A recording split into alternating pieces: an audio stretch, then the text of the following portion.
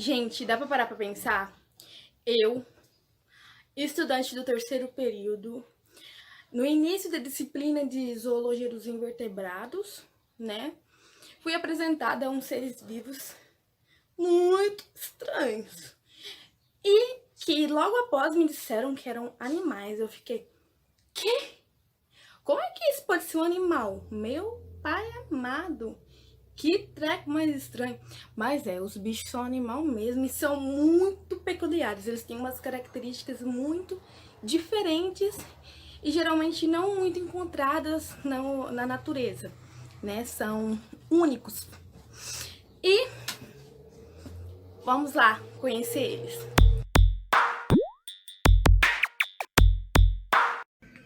Então, gente, o primeiro que eu vou apresentar pra vocês é um animal que eu fiquei encantadíssima, sinceramente. E o nome dela, né?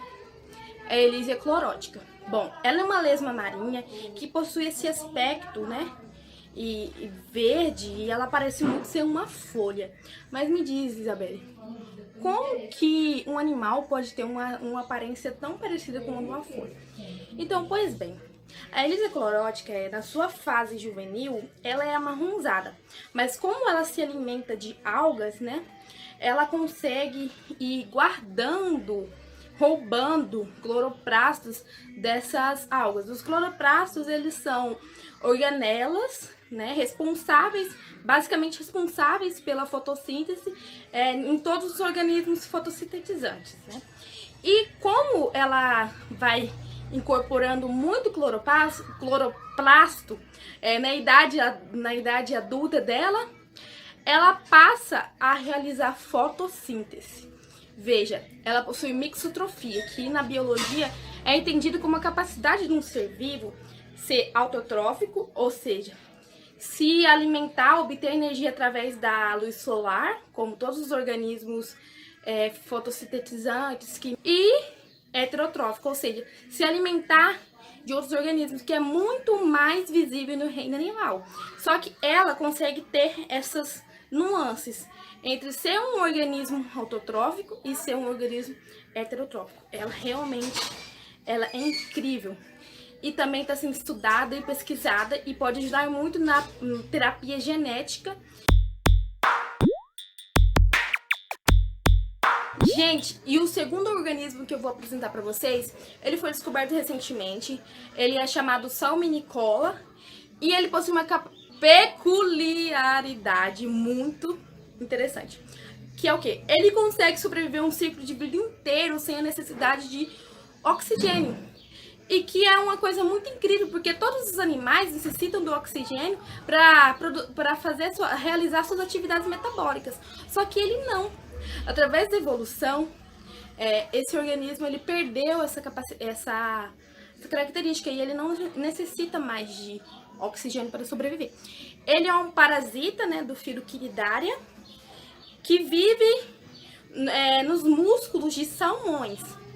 E então, com a análise molecular deles, foram descobertos que eles não possuem mitocôndrias, que são as organelas responsáveis pela produção da energia dos animais, né? E de outros seres que possuem mitocôndrias. E esse ser em questão não possui essas mitocôndrias, gente. Então, como ele pode obter energia? É uma hipótese, né, trabalhada, porque como ele é um animal novo, descoberto há pouco tempo, eles estão fazendo uma hipótese de que ele consegue retirar a energia do próprio salmão, do qual ele é parasita, e incorporar para si, mas só que ainda são hipóteses. Veja como a natureza pode surpreender, né, gente? E vamos ao terceiro animal, galera. O terceiro animal, ele é um sinóforo e ele foi descoberto em uma expedição científica lá na Austrália. Bom, gente, um sinóforo, basicamente, ele é um organismo que é formado por uma colônia de vários zooides. O que são os zooides? Os zooides são organismos especializados que se juntam para formar um ser todo. Nesse caso, esse sinóforo. E ele possui cerca de 47 metros, sendo assim o maior, né, já visto, o maior ser, o mais comprido, que já foi visto pela humanidade. Então, gente, quem pensa que ele é inofensivo, não é. Ele possui um mecanismo que injeta toxina em outros seres e arrastam esses seres, geralmente são crustáceos ou peixes, e arrastam esses seres para dentro da colônia para ser consumido. Gente, muito interessante. E principalmente porque ele não tem uma aparência de animal, né? Ele parece ser uma cordinha fina ao longo do oceano, mas só que é sim um animal. Pensa só que incrível. O quarto animal, eu escolhi ele especialmente pela essa estética dele. Ele é muito bonitinho, ele se assemelha, parece um mini dragãozinho, gente. Tem uma estética muito incrível. E ele possui essa cor azul para se camuflar na água. E ele possui cerca de 4 a 6 centímetros, ou seja, ele é bem pequenininho. Mas não é porque ele é pequenininho que ele é inofensivo, não mesmo. Ele possui toxinas que é capaz de abater caravela. E quando ele abate esses animais, ele pode até concentrar o seu nível de veneno, ou seja, aumentar o seu nível de veneno, gente. Veja só. E quando não tem comida para ele comer, ele fala: mano, não tem comida aqui. Eu vou comer meu irmão, o meu vizinho ali, que não tá fazendo nada, porque eu tô... Eles fazem canibalismo. Canibalismo, gente, que é um pouco comum, né, entre algumas espécies. Então, é melhor tomar cuidado com ele, porque quando ele afeta seres humanos, dá uma queimadura de até 3 do 3º grau, gente.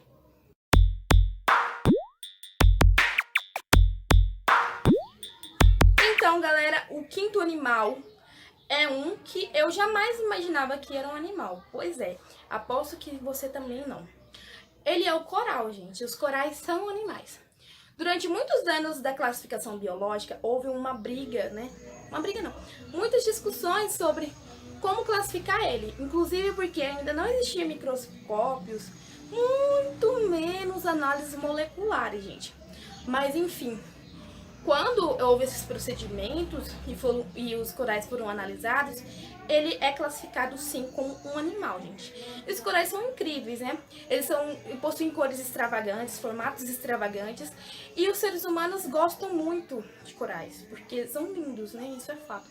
E tanto é que muita gente paga para ir até o fundo do mar para ver corais, gente. Muito lindo. Só que os corais também estão sofrendo, né? Tanto pela degradação marítima, poluição e muitas coisas.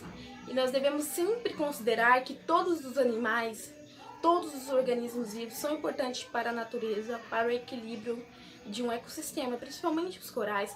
Eles são filtradores e dentro de um coral, né, ao redor de corais, existe um ecossistema marinho muito grande, interações biológicas e, sabe, coisas que são intrínsecas para a manutenção da natureza. Então, proteger os corais é essencial.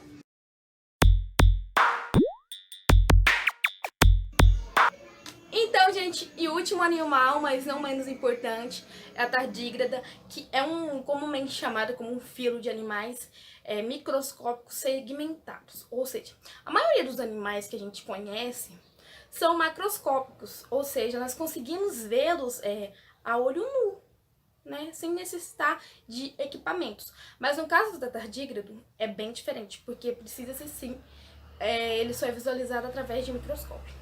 Bom, e por que esse animal eu trouxe ele aqui? Além dele ser microscópico, né, que já é uma característica muito interessante em um animal, ele também é muito resistente, forte, muito forte. E, tipo assim, ele possui uma capacidade de resistir ou do zero absoluto até 150 graus Celsius de temperatura. Ele consegue sobreviver a pressões atmosféricas muito grandes, além de radiação, gente. Ele consegue sobreviver a radiações, muito, muito resistente. E outra coisa que foi feita com os tardígrados, que é muito interessante de ser comentado aqui, é de que a Agência Espacial Europeia lançou milhares, né, de tardígrados no espaço e muitos deles sobreviveram. E aí, galera, o que vocês acharam desses animais? Qual animal você acha que deveria ter estado aqui nesse vídeo? Comenta aqui embaixo. Fala aí, você gostou desse vídeo? E outra, se vocês quiserem se aprofundar nos estudos desses animais, saber mais coisas, leia a descrição, que vai ter lá os artigos de onde eu obtive essas informações, galera. Então é isso. Um beijo pra vocês, espero que vocês tenham gostado.